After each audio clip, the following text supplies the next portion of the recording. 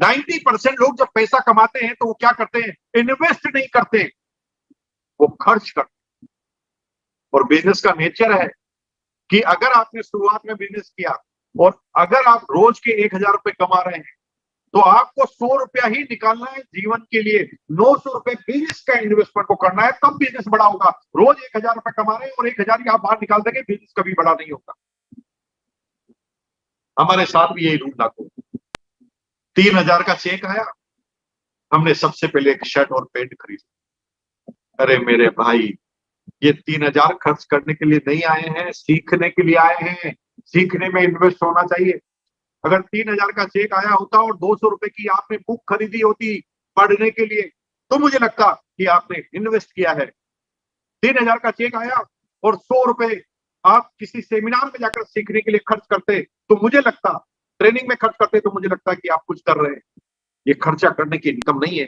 This is the only simple सा आपको fund दिया गया है जिससे आपको सहयोग मिले इस एजुकेशन को लेकर। तो धीरू भाई अंबानी जब पैसे कमा के आया तो आपकी तरह आईफोन 13 नहीं लिया उन्होंने मन से एक प्रश्न किया,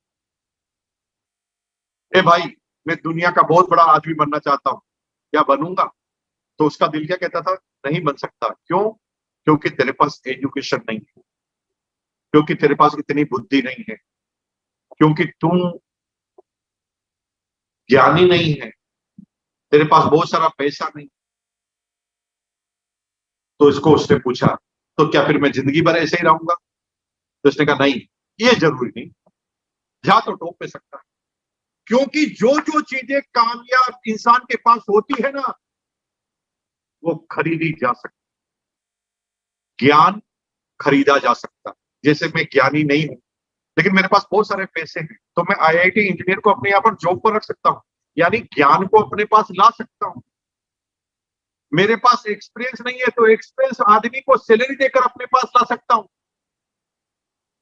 लेकिन एक चीज नहीं ला सकता, दैट इज कॉल्ड विजन, दूरदृष्टि।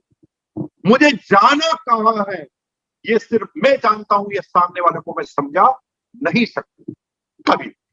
और जब जाना कहां है वो आपको पता है ना, तो बाकी सारी चीजें हो जाएगी।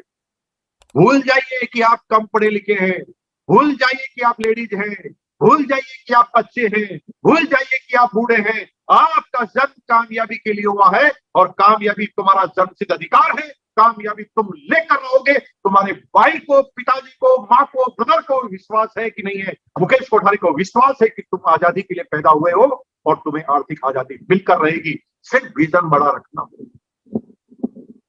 क्योंकि दुनिया में नौकर दिमाग लगा सकते हैं, दुनिया में नौकर राय दे सकते हैं, लेकिन दुनिया में नौकर सोच नहीं सकते। सोच आपके पास। आगरा का ताजमहल कारीगरों ने बनाया था, लेकिन सोच उस व्यक्ति की थी जिसने आगरा के ताजमहल का सपना अपने दिमाग में देखा।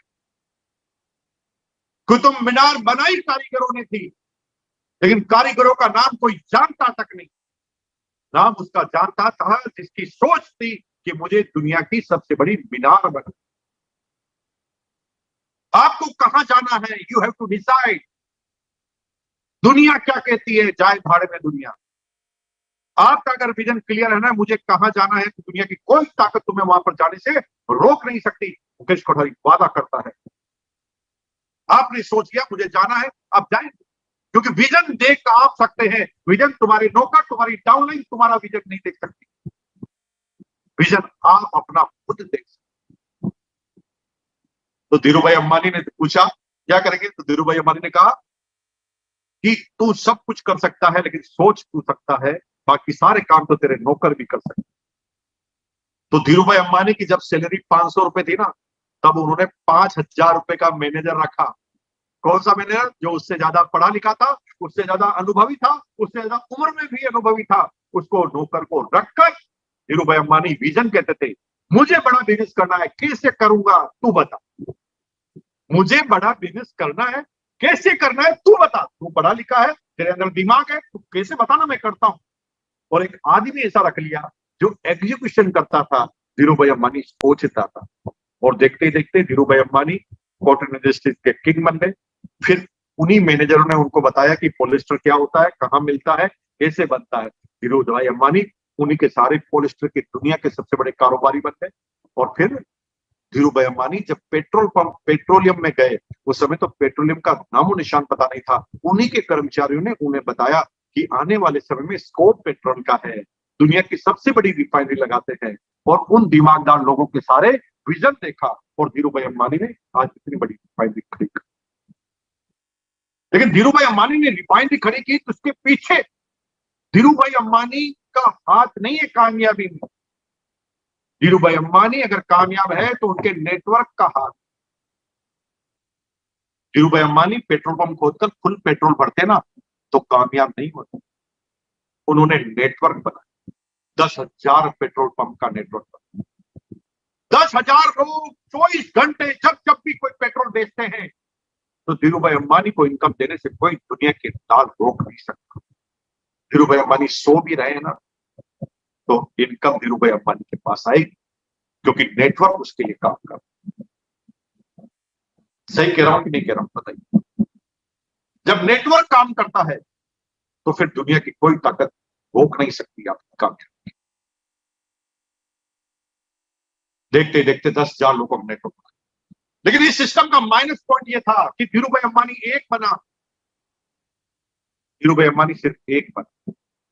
थोड़ा सोचो कि धीरू भाई अंबानी के पास अगर आपने पेट्रोल पंप लिया और आपको धीरू भाई अंबानी से बिना पूछे पेट्रोल पंप खुलवाने की अनुमति होती तो आप भी धीरू भाई अंबानी बनते कि नहीं बनते? आप भी धीरू भाई अंबानी बनते। लेकिन उस ट्रेडिशनल सिस्टम में एक व्यक्ति को फायदा हो।